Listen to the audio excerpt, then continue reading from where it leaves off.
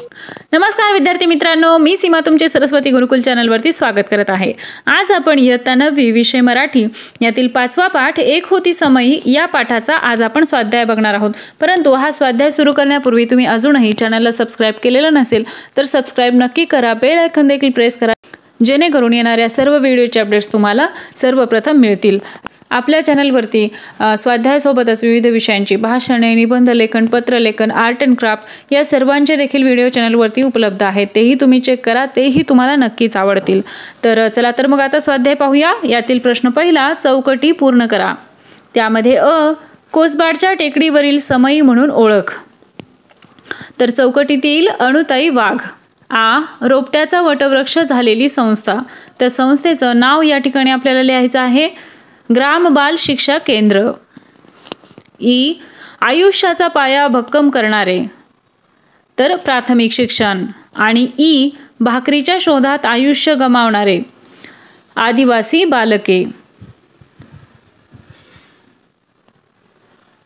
दुसरा प्रश्न आहे, खालील घटनांचे परिणाम लिहा।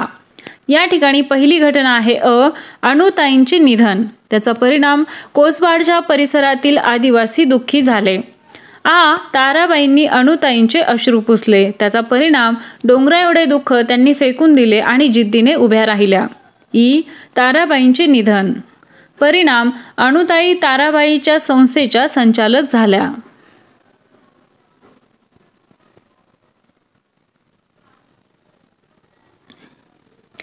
तिसरा प्रश्न आहे, कार्यक्षेत्र लिहा। त्यामध्ये आपल्याला दिलेलं आहे, शिक्षण क्षेत्राव्यतिरिक्त असलेली अनुताईंची कार्यक्षेत्रे।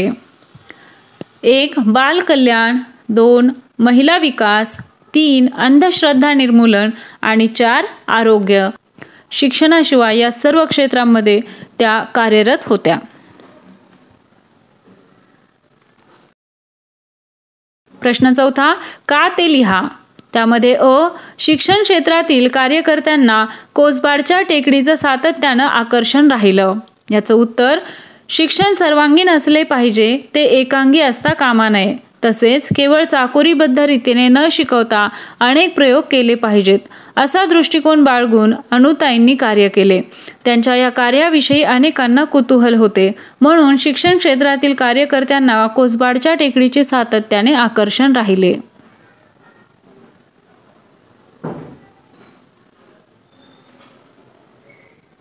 त्यानंतर अनुताईंच्या कामाला प्राथमिक अवस्थेत विरोध झाला।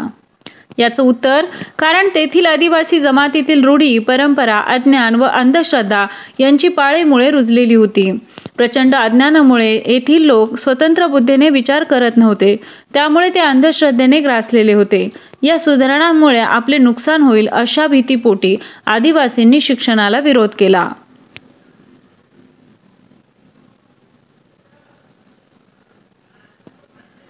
प्रश्न 5वा, खालील शब्दांमधील कल्पना स्पष्ट करा। भातुकलीचा खेळ, ज्ञानयज्ञ, ज्ञानगंगा, पाऊलखुणा।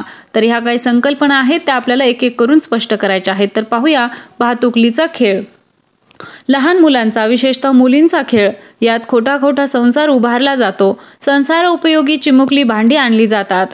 प्रत्यक्ष संसारात मोठी माणसे जशी वावरतात त्याचे अनुकरण करीत खेळ मांडला जातो। बाहुला बाहुलीचे लग्नही लावले जाते। थोडक्यात भातुकलीचा खेळ म्हणजे खोटा खोटा आभासमय असा संसार। पुढचा आहे ज्ञानयज्ञ। विधीपूर्वक अग्नी पेटवला जातो आणि त्यात आपल्या जवळच्या पदार्थांची आहुती दिली जाते। अग्नी ती आहुती परमेश्वरापर्यंत पोहोचवतो, अशी श्रद्धा आहे। अनुताईंनी शिक्षण प्रसाराचे कार्य सुरू केले। त्या कार्यात त्यांनी आपले सर्वस्व ओतले। यज्ञात आहुती देतात तशी अनुताईंनी स्वतःच्या जीवनाची आहुती दिली, म्हणून त्यांचे कार्य म्हणजे ज्ञानयज्ञ होय।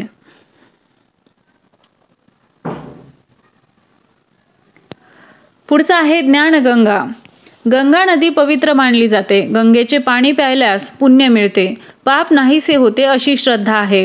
गंगा नदी घरोघरी पोहोचवणे म्हणजे सर्वांचे दुःख, दैन्य दूर करणे असा अर्थ रूढ झाला आहे। अनुताईंनी आदिवासी बालकांपर्यंत शिक्षण नेले। एक प्रकारे त्यांचे जीवन अनुताईंनी पवित्र केले, म्हणून त्यांच्या कार्याला लाक्षणिक अर्थाने ज्ञानगंगा म्हटले आहे। पुढचा आहे पाऊल खुणा। या शब्दाचा शब्दशः अर्थ चालताना वाटेवर निर्माण झालेल्या पावलांच्या खुणा। त्या खुणांवरून कोण चालत गेले हे सांगता येते। अणुताईंनी शिक्षण प्रसाराचा जो मार्ग अवलंबिला तो मार्ग आणि त्यांनी काय काय केले ते त्यांचे कार्य, या गोष्टी म्हणजे त्यांच्या पाऊलखुणा आहेत। या पाऊलखुणा जपल्या पाहिजेत।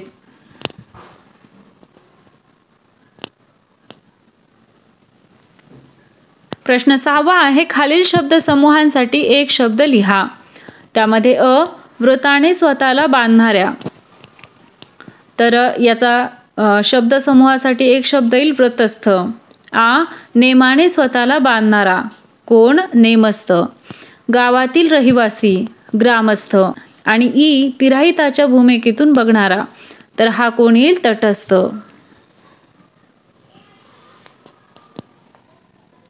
7वा प्रश्न आहे, खाली दिलेल्या शब्दांचा उपसर्ग बदलून विरुद्धार्थी शब्द लिहा।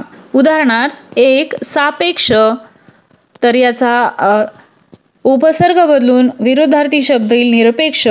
2 अनावृष्टी, याचा येईल अतिवृष्टी। तर 2 उदाहरणे या ठिकाणी आपल्याला दिलेले आहेत आणि खाली आपल्याला करायचे आहेत। तर बघूया, 1 अनाथ, याचा येईल सनाथ। 2 दुष्चिन्ह, याचा येईल सुचिन्ह। 3 सुपीक, याचा येईल नापीक। 4 पुरोगामी, याचा येईल प्रतिगामी। 5 स्वदेशी, याचा येईल परदेशी। 6 विजातीय, याचा येईल सजातीय। तर अशा प्रकारे आपल्याला उपसर्ग बदलून त्याचा विरुद्धार्थी शब्द लिहिता येईल। प्रश्न 8वा स्वमत। यामध्ये 1 अणुताई वाघ यांना दिलेल्या समयीच्या उपमेची सार्थकता तुमच्या शब्दात लिहा।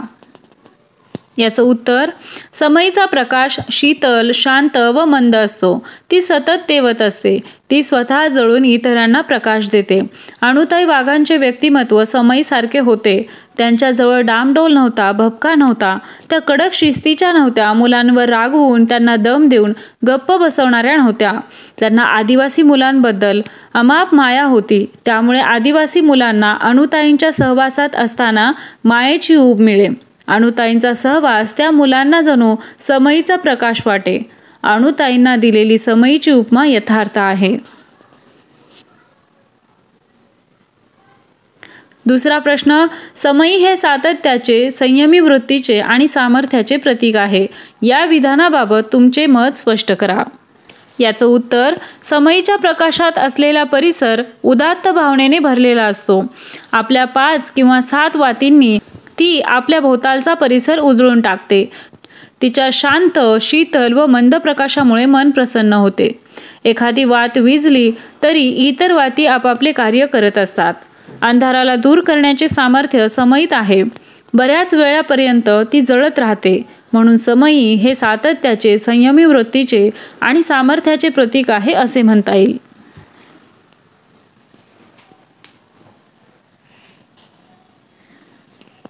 आता त्यानंतर या ठिकाणी उपक्रम दिलेला आहे।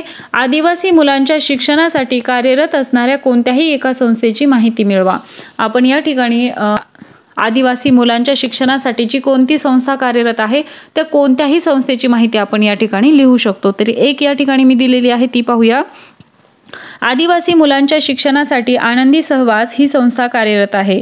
ही संस्था दिंडोरी आणि सुरगाणा तालुक्यातील दुर्गम भागातील आदिवासी पाड्यांवरील मुलांसाठी काम करते। तर यांचा उपक्रम काय आहे?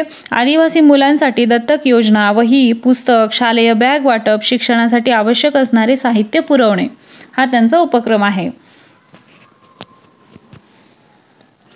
त्यांचा उद्देश काय आहे? आदिवासी मुला-मुलींना शिक्षणाच्या प्रवाहात आणणे, त्यांना शिक्षण घेण्यास प्रोत्साहन देणे आणि त्यांच्या शैक्षणिक गरजा पूर्ण करणे। तर या संस्थेचे विशेष काय आहे? आनंदी सहवास संस्थेने 200हून अधिक मुलांना दत्तक घेतले आहे आणि त्यांना शैक्षणिक साहित्य पुरवले आहे।